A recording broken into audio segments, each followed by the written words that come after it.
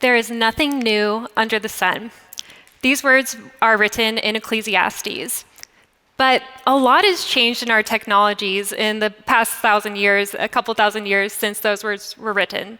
So, for example, our technologies for transportation have switched from the donkey to the Tesla. Our timekeeping technologies have switched from looking at the sun to looking at a smartwatch. And our communication technologies have changed from papyrus to TikTok. So, is there really nothing new under the sun? In particular, social media seem to bring incivility to an unprecedented level. In fact, there's so many rude sayings online that we've come up with terms like trolls and haters and wise sayings like never read the comments. So I've spent the past 8 years studying why we use social media and what type of impacts it has on us. And I want to use some of that knowledge today to talk about 3 things. I'd like to talk about the role that social media play in our lives, in particular in facilitating meanness. I want to identify some barriers to civility on social media, and spoiler alert, I do actually want to show that there is nothing new under the sun by applying timeless wisdom to social media settings. So let's start by answering a question that has come across many people's minds. Are social media making us meaner? So basically, this term is something, this idea that new technologies and communication technologies are making us meaner or ruining our relationships or having a negative impact on us is not really new. So for example, when the newspaper was invented, the print newspaper, there was this widespread fear that it was going to have a negative impact on society as people stayed at home and read their print newspapers instead of gathering together in the public square. Going even further back, Socrates expressed concern about a new technique called the alphabet, and he was afraid that it would cause people to become less intelligent as they relied on the alphabet instead of memorizing things. So thankfully, just as we've somehow found a way to incorporate the print newspaper and the alphabet into our lives, I have hope that we can also incorporate social media as well. The reason that this idea that a technology can shape us either for positive or negative ways, unquestioningly, is something that can be called technological determinism, which is this idea that technology itself is driving its outcomes on society. And a problem with this way of thinking is that it ignores the role that we play as people in how we shape technologies and how we use them.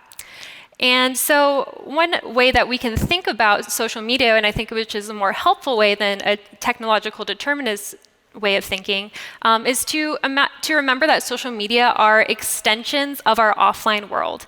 They can be used in either positive or negative ways. So in this sense, social media are not making us meaner. They're not causing us to be more rude than we were in the past. This has always been a problem of meanness in the hearts of people. But on the other hand, it can be an error as well to think that social media have absolutely no impact on us. So instead of social media making us meaner, they do present barriers to civility. And let me explain a way that we can think about this. There's a term called technological affordances, which was made popular by Don Norman. And it's this idea that tools or technologies created by humans have different affordances or different aspects of their design that can provide possibilities and constraints related to their use. So let's take a tea pouring technology, or looking at the teapot, and think about this term of affordances. So a teapot has a handle and a spout, and the handle is something that affords the act of pouring a cup of tea, and the size of the teapot can constrain how much tea can be poured. And little design changes can make it more or less useful for different things. So for example, the blue teapot, in hopefully the slide that you can see, is something that could be used for pouring tea.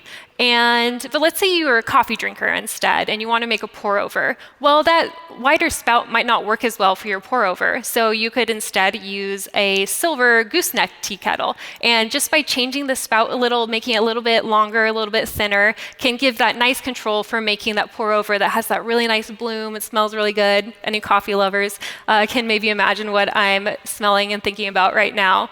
But let's look at then this third teapot in the middle, the red teapot. The simple design change of taking the handle and moving it to the other side of the teapot with the spout basically makes the tea kettle unusable. If you tried to pour tea from this pot, you would get burned. So just as technologies, the design of tools and physical objects can impact the way that they can be used and the outcome of their use, social media have what we can call digital affordances. And this means that features of their design can create different possibilities for and barriers to civility. So I want to take the rest of the talk and talk about what some of these barriers look like and how we can navigate them. So the first set of barriers that I would like to talk about are limited social presence and anonymity. Social presence is just a fancy way to say the feeling of being there with someone. So the different ways that social media are designed can impact the feeling of being with a real person during the interaction. And this can happen on a continuum. So for example, Facebook offers features like a video chat where you can talk to someone in real time, you can see their video, they can see your video, and you can hear their voice, you can see some of their body language, and this provides more of a sense of them being in the room.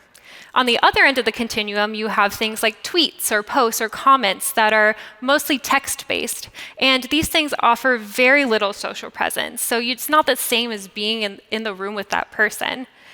So a lot of our interactions online actually happen in this space of limited social presence. Let's talk about why that can be a problem for civility. So first of all, one important aspect of social presence is vocal cues and nonverbal behavior. So the way that our voice sounds, our body language. And when you have a lack of nonverbal cues, it can lead to misunderstandings and defensiveness. For example, the words good for you, when you read them in a comment, could be read as good for you. Or they could be read as good for you. So the way that you read those words in your mind is going to have a big impact on how you respond to them. And when we have that lack of context, it can make it easier to run into misunderstandings and to get defensive online. There's also research that shows that the amount of social presence in an interaction can impact the way that we respond to people and the way that we talk. So when there's a lack of eye contact in an interaction, and also when there's a lack of eye contact plus anonymity, so you don't know the person doesn't know your name, it actually makes people more likely to say something rude or hostile. And so it's not that social media is making us meaner or making us say these things, but it's removing the barriers that we usually have in face-to-face interactions, like just remembering that someone is there, that they're a living human being, that usually keep us from saying things that we'll regret. So how do we navigate these barriers of this lack of social presence online? We can navigate the barriers to civility on social media by applying timeless wisdom to the existing social media tools that we do have. So let's take an example. Proverbs says, "Watch your words and hold your tongue. You will save yourself a lot of grief." How many people have posted something that they later regretted on social media? I know that I have, and I try very, very hard not to. So this is so easy to do online, to post something that we later regret. So we can take this timeless wisdom of watching our words, and we can take it literally. One affordance of social media is that it allows us to type out our words and to have a conversation asynchronously. And asynchronously is just a fancy way to say that you can start, stop, or pick up a conversation at any time. And this can actually be a benefit to us because especially if we're in a heated argument, we can stop, we can watch our words literally, we can read them, think about how we're feeling, be mindful. Am I feeling angry right now? Am I anxious? What am I feeling as I'm posting this? You can read those words out loud to yourself and listen to the tone and think about how it might come across to other people and really consider their impact. So those are some things that we can do to take advantage of the asynchronous nature of social media to apply that wisdom of watching our words. Let's talk about another barrier to civility.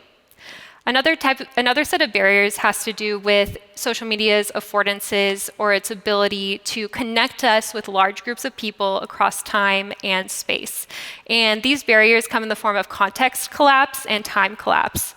But before I tell you what those are, I want you to imagine something. Imagine you're sitting at your favorite, restaurant, you're talking to your friend, you're having this nice face-to-face conversation, and you look behind you and, oh no, there's a whole crowd of people watching you. There's your high school soccer coach, your best friend from 3rd grade, that random person you met in Starbucks one time.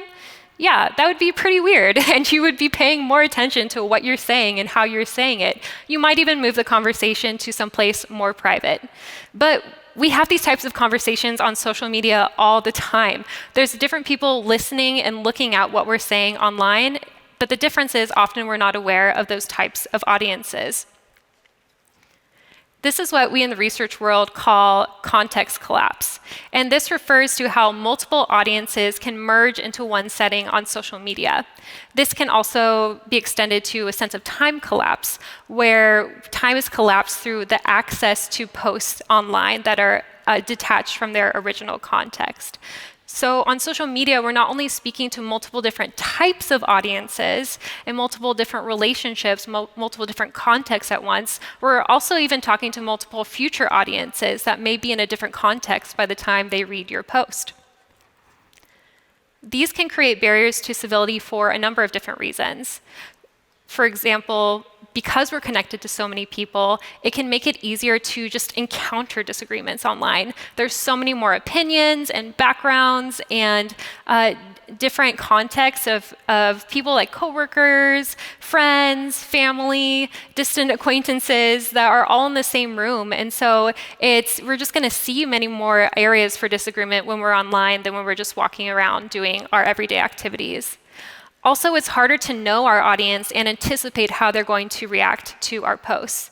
So if you've ever posted something that you thought was uncontroversial and then had an unintentional comment war happen on your social media, you understand how difficult it can be to anticipate the types of people who are listening to our conversations and how they're going to react to our communication. Lastly, it makes it more difficult to have nuanced conversations, and especially when we're talking about topics that are contentious or hotly debated, it's so important for civil conversation to be nuanced, to listen to other people, to try to understand where they're coming from, what their shared values are, and to be able to communicate our own values and thoughts in a way that is appropriate to that context. So when everyone is sort of meshed into this one setting, that becomes more difficult to do. How can we navigate this barrier? Again, we can apply timeless wisdom to the social media tools available to us. This is one of my favorite Proverbs. It says, "A loud and cheerful greeting early in the morning will be taken as a curse."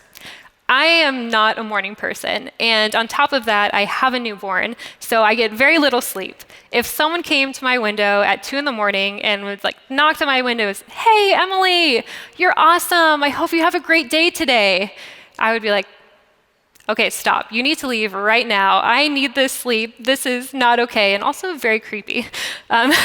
So basically what Proverbs is saying is that sometimes the delivery and context and timing of our words is more important than the intent behind them. The good intention of the blessing is negated by the fact that it was so poorly delivered.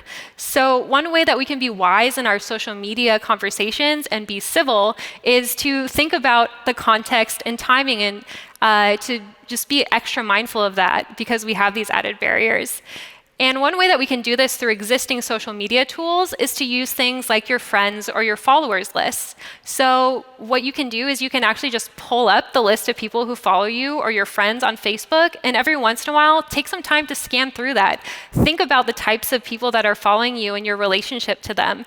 Look back at some of your past posts. How might different people perceive the posts that you've written? Are they kind and generous to everyone who is following you on social media? Another thing you can do is to avoid this sort of context collapse happening, you can use tools on social media that help you focus your audience. This is going to be especially important for topics where there's sort of inside jokes or special knowledge that you kind of need to understand what you're saying. And one thing that you can do for that is to do, speak one-on-one using a direct message or a private message. There's also tools like Instagram's close friends list, Facebook's custom audience, and things like that. So to wrap it up, social media are not making us meaner, but their design can create barriers to civility, and we talked about a couple of those today. We can navigate these barriers by applying timeless wisdom and effective communication strategies to our social media tools. And I really believe that there is nothing new under the sun. So the problems that we're seeing today are just new iterations of timeless problems of incivility in the hearts of people. But on the flip side, a positive aspect of that is that the same things that make people peacemakers offline and the same things that have made people peacemakers throughout history are the same things that can make us peacemakers online. So civility on social media is possible. And my hope for our digital future is the same as my hope for our everyday communication. It's that whether face-to-face or on social media, we will listen deeply and generously, and we will speak authentically and wisely. Thank you. Discover who you're called to be at Biola University, a leading Christ-centered university in Los Angeles, with programs on campus and online. Subscribe for more of our videos and learn more at biola.edu.